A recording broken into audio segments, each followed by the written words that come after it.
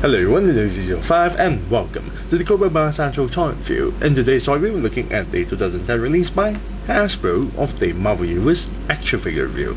In today's action figure review, we're looking at the series number 2, action figure number 14 of the Juggernaut. Now, I got this straight from a local toy shop near my area, my favorite scalper shop, for 38 ringgit. Retail price being sold for 39 ringgit and 90 cents, and I save up 2 ringgit there. Hey. Now, let's take a look at the front part of packaging itself. The front part of packaging, the artwork is humongously huge. You notice his arm took out this much of a portion itself for the artwork, which is kind of interesting to see. Now, here his name written as Juggernaut in the white font, and the background here you got brown, dark brown, and then cuts off to black, and then goes to white. At the bottom here it says includes classified file with secret code. Of course, by the time you get the secret code, it's too late to use it anyway. Here you got the hammer logo, very nice. And let's take a look at the plastic bubble. The plastic bubble itself is humongous indeed. Then again, this is the Juggernaut. Now you notice the figure is there. There's no accessories at all. However, there is a base stand behind the figure itself, and behind the base stand itself, you've got the top secret file card. Now at the back here, you got a nice little image of the Juggernaut, and below him is the bio. Here is the older waves.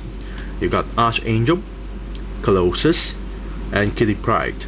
And below those three figures is the artwork of Norman Osborn holding the Green Goblin mask and pointing at you saying, "Become an agent of Hammer" at fairyfiles.com.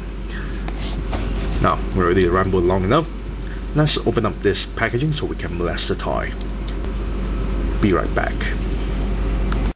And we're back after removing the figure, and there is the stuff out from packaging. Now inside the packaging, it comes with a top secret file folder that comes along with a small piece of paper that has the secret codes for you to enter at fairyfiles.com. Of course, the secret codes don't work anymore. Next, we have a character card, and you'll notice the artwork is on sideways, showing the entire image of the Juggernaut. On the other side, you got the Superhuman Registration Act. You got a nicer avatar image of the Juggernaut there, and below it is the thumbprint. Now his real name is Kane Marco, codename Juggernaut. Hair red, eyes blue, height 9'5", weight 1,900 pounds, sex male. Powers: class 100 strength level, is a seemingly indestructible, unstoppable being, expert hand-to-hand combatant. Once he begins to walk in a given direction, no obstacle or force on earth is able to stop him. At the bottom section here, enhanced human. And that's about it. Next, we have a letter from Victoria Han to Norman Osborn, telling him there's a letter from Juggernaut to Norman Osborn. I'm not too sure why the letters kept appearing in Victoria Han's hands, and I'm quite surprised that even King Marco here, or Juggernaut here, were able to even write a letter due to the sheer size of his fingers. As a matter of fact, why would he even write a letter in the first place? Anyways, in the letter is Juggernaut stated that to tell Norman Osborn to back off and not to bother with him or pursue him, because he don't want anything to do with Norman Osborn. And Juggernaut there also claimed that he has nothing to do with Xavier or with the X-Men, and he don't care what Norman Osborn is doing to Professor X, implying about the event took place where Professor X was held captive by Dark Beast in the Mutant Island there. Then he told Norman Osborn not to pursue him any further, otherwise, according to the last piece of the letter itself, it states, "You get in my way and I just run you down." Cause remember, for the bold capital letter there, nothing stops the Juggernaut. And that's about it. Now let's take a look at the accessory here. Well, the only accessory is the base stand, nothing else. So you got a nice little base stand there with a nice word of Marvel embedded on it, and you got two pegs there for the figure to stand on. And there's two holes at the bottom of the feet. Of course, the figure is a bit too big to fit both pegs together, as you can notice. Now I'm just gonna demonstrate to you guys on how this goes. As you can see, he barely able to fit properly. As you can see, he doesn't even fit all the way in. You can try to push it in, but it will just keep on popping off, because, well, it's just, the figure is just too big for this base stand. Well, what can you do? Now at the bottom here, his name written as Juggernaut and printed onto the base stand itself, and next to it is 014.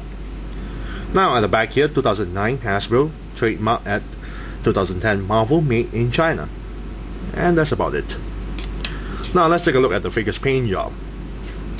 Now the paint job is not a lot. A lot of plastic material is there. It's not painted like the flesh tone skin, the boots there. Yeah, it's not painted at all. And some of the parts are alright in paint job, but it starts to fade off, like the armband here, because the entire arm is actually, well, one single plastic, flesh tone skin plastic, and they just painted it on, and this one starts to show a bit more flesh tone there. And there are some parts that's alright in the paint job with the shading there, but it's not really well done. It's not as detailed. As you can see here, there's not a lot of details being put on. There's simple shading there, simple shading back here, and that's about it. It's still alright. Now the head itself, the helmet itself, they're trying to make a weathered, scarred helmet, which is actually not bad when you look at it. Very nicely done. Now the interesting part of the face paint job is that the eyes and the teeth itself, the individual tooth, is actually painted, especially on the tooth part, because you can actually see the gaps. Very nicely done. They don't need to do this, but it's very nicely done as well. The eyes are nicely painted. You can actually see the eyes between the eye holes. Now the waist here actually is painted in red with stripes. Nicely done. But I'm not too sure if this is a paint mishap. You can see here. I'm not too sure if you can see it. It's sort of like a scarring. Paint scarring actually. I tried to peel it off, but I guess it just stays stuck there.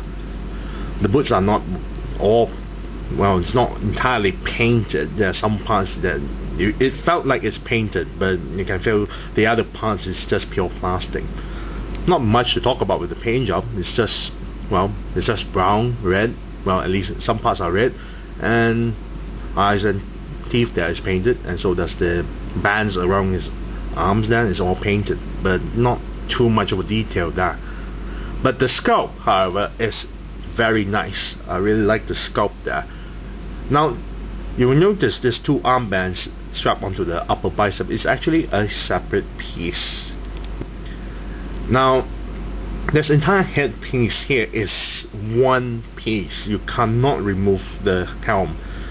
It gave you this interesting illusion that you actually, well, you would thought that the helmet is actually removable, but it's not. It's part of the head itself, which is really nice. You can see the inside face itself. You can see all the scalp and everything, and it felt like he's actually wearing a helm that you may want to, well, remove the helm itself. It's very nicely done. All the rivets are nicely sculpted as well. All the muscle tones are nicely done. Very nice. Including the lower part of the legs itself. Very nicely done. Bottom of the feet. All the muscles are very nicely well sculpted. Now let's take a look at the figure's articulation. Now the head cannot pivot up and down. You can see, only able to swivel 360 degrees like so. And the torso here, barely able to move forward and back a little bit, but can go side to side. You can hear the clicking sound. But the problem is it doesn't align straight properly. It tends to go to one side or go to the other side. I try to adjust a lot of times, but it just keeps on going to one side. And the torso can actually turn 360 degrees. Shoulder joints here can turn 360 degrees and goes all the way in. Very nicely done. And arms actually raised this far, and the upper bicep here turn 360 degrees. Elbow here bend this far. Wrist joint turn 360 degrees. Hip joints here can move forward. As you can see, the moment you move forward, it tends to twist the entire leg itself and spread the legs this far. You got a swivel thigh here that turn 360 degrees. Double jointed knee, and the shin here can actually turn 360 degrees, and then the ankles here can pivot downwards and upwards, and that's about it. Let's do a size comparison here. I have next to me the Hulkbuster. Of course the Juggernaut is a bit more taller than the Hulkbuster himself, and also the Red Hawk. Still taller than him, but the Red Hawk is more wider than he is. So overall, I really like the figure itself. It's very quite posable, nicely detailed sculpt, but the paint job should need more working on the shading to make it more interesting. But it's still very nice figure. I'll give it a 9 out of 10. So I thank you all for watching. This is New CG05, and I'm signing off.